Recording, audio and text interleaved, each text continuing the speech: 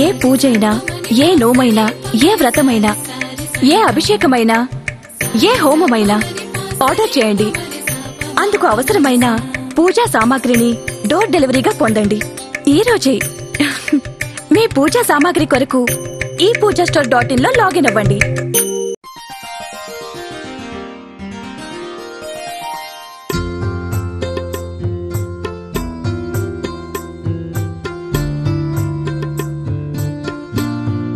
మకర రాశి వారికి ఈ వారం చాలా అనుకూలంగా ఉంది.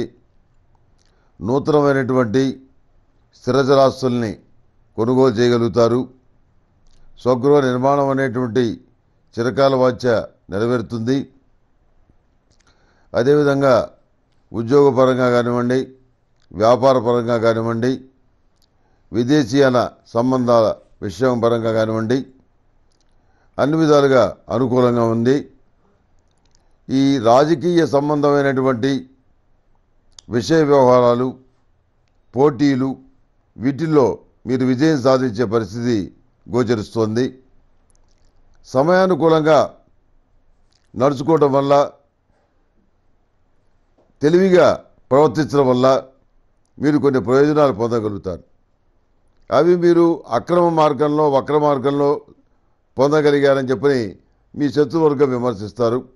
దాన్ని పెద్దగా పట్టించుకోవాల్సిన అవసరం లేదు. పరమేశ్వరుడికి మహాతీర్థంపొడితోటి, సిద్ధగంధంతో, పరిమళ గంధంతో, యజ్ఞ భస్మంతో అభిషేకం చేయండి, మంచి ఫలితాలు ఉంటాయి.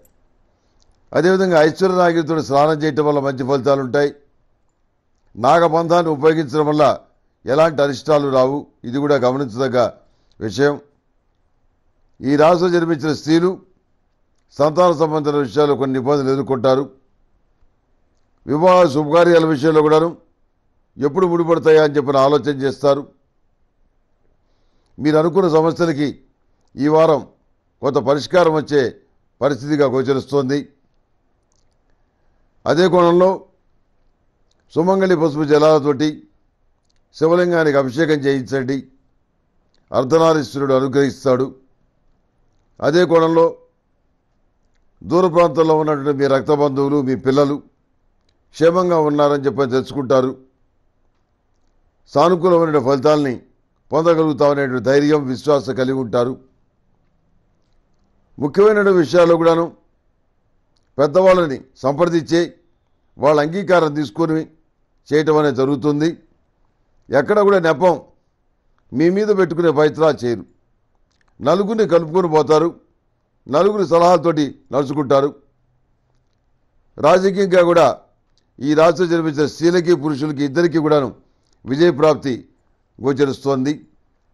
తులసికోట దగ్గర